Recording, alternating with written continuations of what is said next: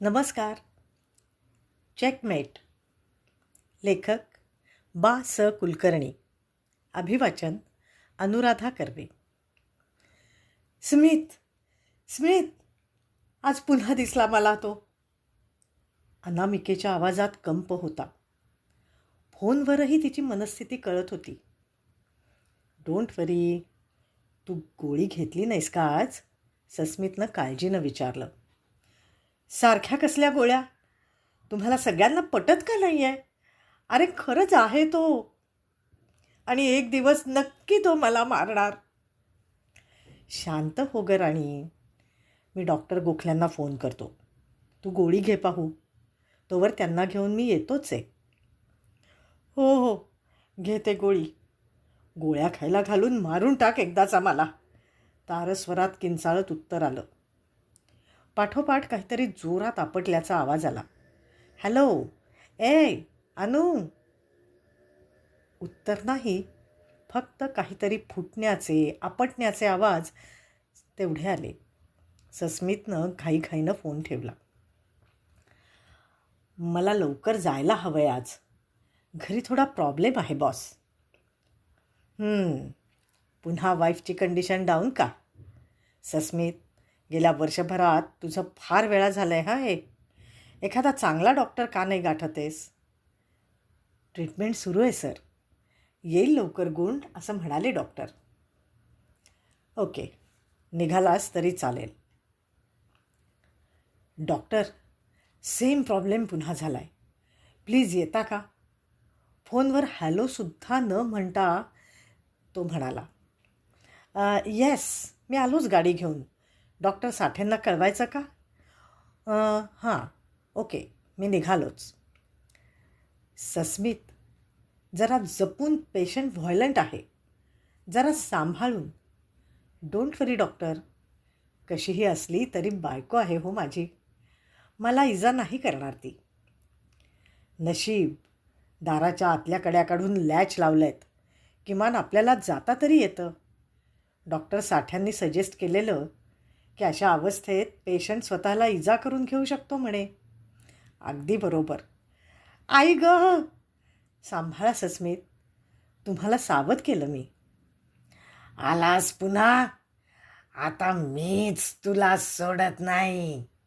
ये ये, फाडूनच काढते तुला. भेसूर आवाज आला आतून. ए राणी, अगं मी आहे. हे बघ, डॉक्टर पण आलेत. आम्ही तुला वाचवायला चाललोय की नाही. हे बघ, टाक ती सुरी, टाक पाहू बाजूला. आणि हे काय, किती मोठी जखम झाली आहे मनगटावर. त्यानी मला पुन्हा मारण्याचा प्रयत्न केला आहे, हाताची नस कापून. घोगऱ्या आवाजात ती बोलली. हे बघ, आता मी आहे ना, आलोय ना मी आता. आता नाही करणार तो काही. कोण तू? अगं, मी सस्मित, तुझा स्मित. स्मित, स्मित, तो बघ ना, येईन म्हणून सांगून आत्ताच पळाला खिडकीतून. कसं शक्य आहे राणी? खिडकीला ग्रिल आहेत की. आणि काही करून समजा काढलेच त्याचे स्क्रू त्यांनी, तर आपण 9व्या मजल्यावर राहतो. एका क्षणात जीव जाईल की त्याचा. कोणी नाही आहे तिथे. ठेव आधी ती सुरी, ठेव पाहू. या डॉक्टर, मी धरलंय तिला. आता भीती नाही कसलीच. थँक गॉड सस्मित, आजचा अटॅक जोराचा होता. आपल्यालाही धोका होता की. आधी यांना इंजेक्शन देतो, मग तुमच्या कपाळावरच्या जखमेला बँडेज करू. डोंट वरी डॉक्टर, फार मोठी नाही आहे. आणि हा काय, रुमाल दाबलाच आहे की. मोठी नाही कशी, फ्राईंग पॅनचा काठच लागला असावा. टाके पडायची शक्यता दिसते. आपण आधी हिला बेडवर ठेवूया, गाढ झोपू दे तिला. सस्मित, जरा काळजी घ्या. किंवा जसं डॉक्टर साठे म्हणतायत ना, तसं ॲडमिट करा ना त्यांना. डॉक्टर, अनु वेडी नाही आहे हो, थोडी डिस्टर्ब आहे इतकंच. तुमचं प्रेम बोलतं आहे हे. डॉक्टर साठे, कशामुळे होतं हे? याला हॅलेस्युनेशन्स म्हणतात. सोप्या भाषेत भास. स्किझोफ्रेनिक केसेसमध्ये हे फारच कॉमन आहे. दुर्दैवानं तुमच्या मिसेसची स्टेज फार पुढे गेली आहे. ॲडमिट केलं तर कदाचित काही होऊ शकेल. पण हे का होतं? मनाचा कारभार मोठा गुंतागुंतीचा आहे. कधीतरी काहीतरी बिनसतं. ज्या भागानं जे काम करायला हवं ते होत नाही आणि मग असं काहीतरी होतं. पण तिला होणारे भास, त्यात काहीच तथ्य नसेल. हे बघा सस्मित, कुणाला एखादा शिंग आणि शेपटीवाला सैतान दिसणं यात खरंच काही तथ्य असेल का हो? पण वेळोवेळी तिच्यावर होणारे हल्ले, त्या जखमा तर तुम्ही पाहिल्या आहेत. डॉक्टर गोखल्यांनी कित्येकदा ड्रेसिंग केलं आहे. त्या त्यांनी स्वतःच करून घेतल्यात. त्यांना वाटणारी भीती त्यांच्या आतून येते. त्या सैतानाचा जन्मही त्यांच्या मनातून झाला आहे आणि त्याचं अस्तित्व जगाने मान्य करावं म्हणून चाललेला हा खटाटोप आहे. पण असं व्हायला काही कारण तर असेल ना. आणि तिला होणारे भास, सततचा स्ट्रेस, अनुवंशिकता किंवा काही वेळेस एखाद्या बाहेरच्या घटकांनी सुद्धा हे असं होत असतं. जशा झोपेच्या गोळ्या. पण यातलं काहीच नाही हो अनुच्या बाबतीत. किती छान आयुष्य होतं आमचं. तुम्ही म्हणताय तसल्या कसल्याही औषधांची गरज पडली नाही कधी तिला. म्हणूनच म्हणालो मिस्टर सस्मित, मन फार गुंतागुंतीची गोष्ट आहे. तुमच्या केसमध्ये बाहेरच्या टॉक्सिक्सचा काहीच संबंध नाही आहे. सगळे रिपोर्ट्स नॉर्मल आहेत. आपले प्रयत्न सुरूच आहेत. पण तरीही मी सल्ला देईन की लवकरात लवकर ॲडमिट करा. थोडे दिवस वाट पाहून या ना. चालेल ना डॉक्टर? तुमची मर्जी. Hello mister Sasmit, inspector Rawrane बोलतोय. एक बॅड न्यूज आहे. तुमच्या पत्नीनं तुमच्या फ्लॅटच्या खिडकीतून उडी मारून आत्महत्या केली आहे. नाही, तुमचा गैरसमज होत असेल इन्स्पेक्टर. एकतर माझी पत्नी उंचीला घाबरते हो, आणि त्यात आम्ही ग्रिल्स लावल्या आहेत. हे शक्य नाही आहे. त्याच ग्रिल्स उघडून त्यांनी उडी मारली आहे. मी जीप पाठवली आहे. ताबडतोब निघून या. सस्मित, मी अजूनही सांगतो, पुन्हा एकदा विचार करा. तुमच्यावर आलेला प्रसंग खरंच खूप दुर्दैवी आहे. पण तरीही तुम्ही नोकरी सोडायचा निर्णय घेऊ नये. सर, माझ्यासाठी अनु सर्वस्व होती माझं. आता तीच नाही तर माझ्या जगण्यालाही अर्थ नाही आहे. मला हे सगळं सोडून खरंच दूर जायचं आहे. मी सजेस्ट करेन की काही दिवस सुट्टी घ्या. कुठेतरी हवा पालट करा. सगळ्यातून बाहेर जायचा प्रयत्न करा आणि पुन्हा जॉईन व्हा. हवं तर सुट्टीची सोय मी करून देतो. नको सर, मला खरंच नकोसं झालं आहे हे सगळं. तुमच्यासारखा एम्प्लॉई गमवायचा नाही आहे कंपनीला. म्हणून मी सल्ला देतो की पुन्हा एकदा विचार करा. हवं तर 2 दिवस घ्या. तोवर मी हा राजीनामा पुढे पाठवत नाही. ओके सर, पण 2 दिवसांनीही माझा निर्णय हाच राहील. सस्मित, ही निव्वळ फॉर्मॅलिटी म्हणून घेतलेली जबानी आहे. तुमचे आणि तुमच्या बायकोचे संबंध किती छान होते याबद्दल तुमच्या शेजाऱ्यांकडून माहिती मिळवली आम्ही. त्या आजारी पडल्यानंतरही तुम्ही घेतलेली काळजी, त्यांना दिलेले उपचार याची माहिती डॉक्टरांकडून मिळालेली आहे. थोडक्यात झालेला प्रकार दुर्दैवी अपघात होता असा निष्कर्ष निघतोय. माझं सर्वस्व गेलं या दुर्दैवात. I know. मी तुमच्या दुःखात सहभागी आहे. फक्त 2च प्रश्न, तेही उत्सुकता म्हणून. विचारा, तुमचं कामच आहे ते. 1. डॉक्टर साठे सतत सजेस्ट करत असताना तुमच्या मिसेसना ॲडमिट का नाही केलं? साहेब, अहो काय अवस्था करतात तिथं पेशंटची. त्या बंद खोल्या, त्या दोऱ्या, पट्टे. माझी काही हिंमत होत नव्हती अनुला त्यात स्वहस्ते लोटायची. पटण्यासारखं आहे हे. म्हणजे तुमचं त्यांच्यावर असलेलं प्रेम पाहता. आता शेवटचा प्रश्न. त्यांच्या मरणाआधीच्या शेवटच्या झटक्याच्या वेळी तुम्ही त्यांना खिडकीची ग्रिल आणि 9व्या मजल्याची जाणीव करून दिलीत असं डॉक्टर गोखल्यांच्या जबानीत आलं आहे. कदाचित बोललो असेनही, पण ते फक्त तिला दिलासा द्यायला होतं की तिला दिलासा द्यायचा होता की आपण सुरक्षित आहोत. आणि अचानकपणे झालेल्या प्रकारात जसं सुचेल तसं बोलणार की माणूस. खरं आहे तुमचं.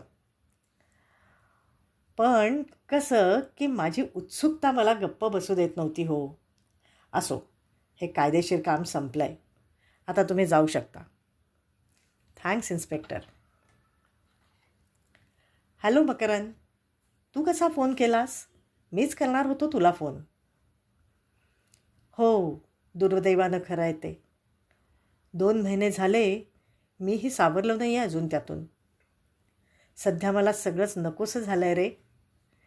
पुढच्या आठवड्यात मी कायमचा US ला शिफ्ट होतो आहे. या रविवारी भेटूया? शुअर, त्याच जुन्या जागी. चल बाय. हाय मकरन, सॉरी मला थोडा उशीर झाला. पण जाता जाता तुला काय गिफ्ट द्यावं हे ठरवण्यात वेळ गेला. इट्स ओके यार, गिफ्ट वगैरेची ही वेळ नाही आहे. आय नो, पण आता मी खरंच इथले सगळे संपर्क तोडणार आहे. त्यामुळे ही आता आपली शेवटचीच भेट. मला त्या सगळ्या दुर्दैवी प्रकाराची माहिती उशिरा मिळाली यार.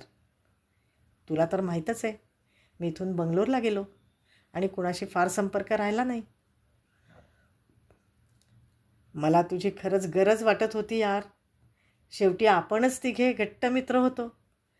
आता अनु माझ्या प्रेमात पडून लग्न केलं तिनं, हे नंतरचं झालं. हो, त्याबद्दल कायम जेलसी राहिलेली माझ्या मनात. आता ती जेलसीही संपवून टाक. अरे यार, हे असं काळजाला घरं पाडणारं बोलू नकोस प्लीज. मकरन, एका अर्थी आपली शेवटची भेट म्हणून मी खास भेट आणली आहे तुझ्यासाठी. मला माहीत आहे अनुबद्दल तुलाही सॉफ्ट कॉर्नर होताच. त्यामुळं खास निवडून मी देतो आहे तुला हे, अगदी पर्सनल. थँक्स यार. पाहू का उघडून लगेच? प्लीज. थांबा मिस्टर मकरान. कडाडता आवाज आला. ओह, तुम्ही? मी इन्स्पेक्टर राव राणे. आधी तो बॉक्स खाली ठेवा, खाली ठेवा तो बॉक्स. ओके ओके सर, पण इतकं काय? आधी तो बॉक्स खाली ठेवा. उघडलात तर जीवानिशी जाल. हो माय गॉड. हवालदार, पकडा त्या सस्मितला. For what? सस्मित, मी तुम्हाला तुमच्या पत्नीच्या खुनाच्या आणि मिस्टर मकरांच्या खुनाच्या प्रयत्नात गुन्ह्याखाली अटक करतो आहे. अशक्य. तुमचा काही घोळ होतो इन्स्पेक्टर. तो खून करणं शक्य नाही. अनुचा तर नाहीच. किती प्रेम होतं तिच्यावर त्याचं. होतं? हलकट, नीच माणसा, खरंच होतं.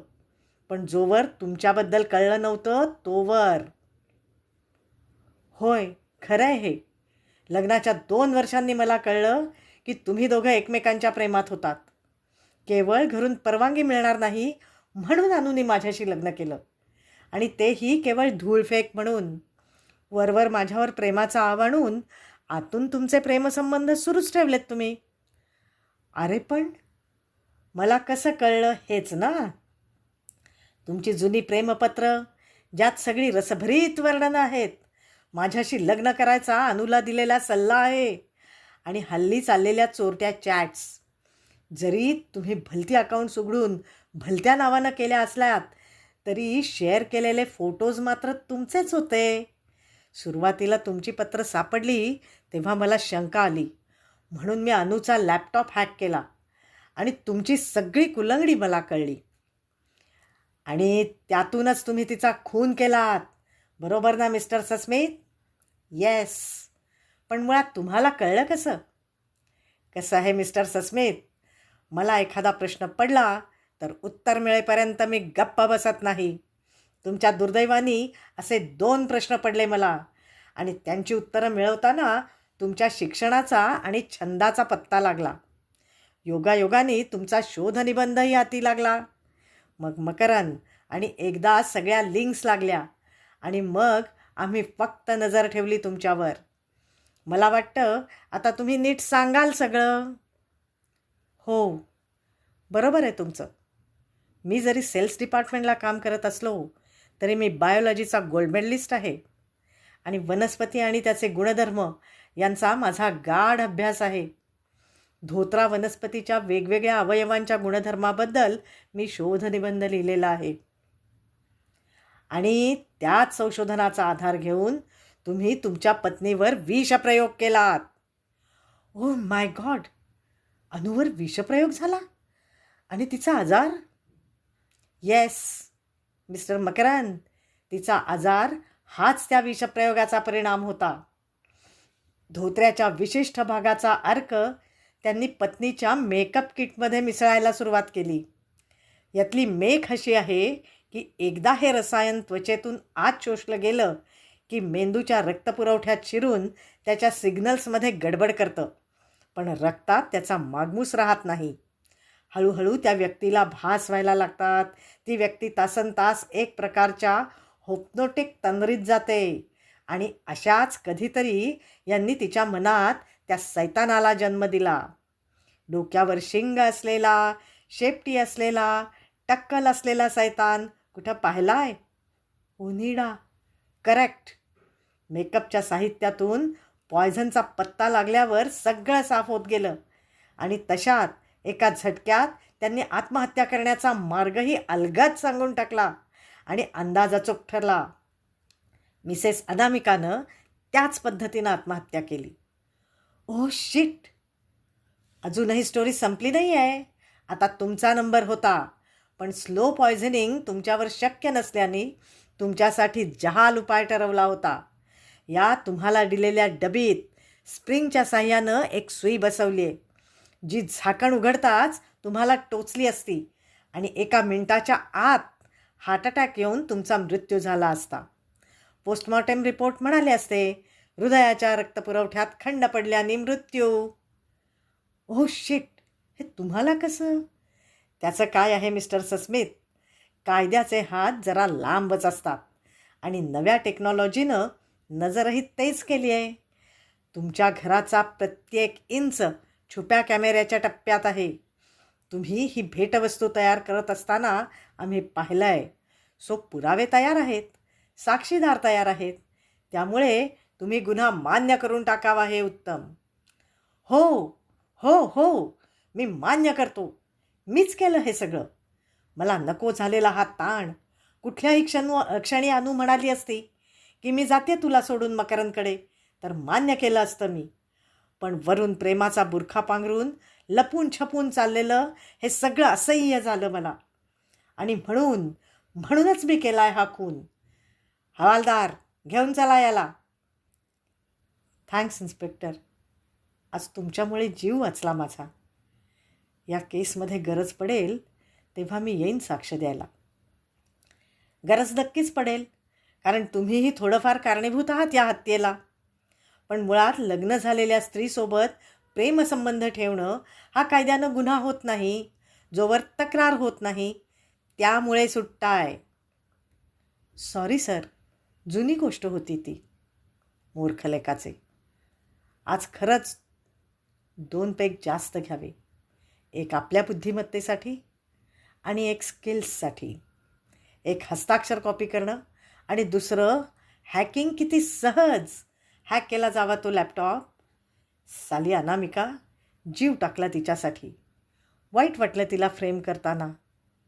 पण तिसराही पेग घ्यावा का नशिबासाठी? आज ती डबी उघडली असती तर. मनातल्या मनात बोलतानाही मकरंद शहारला.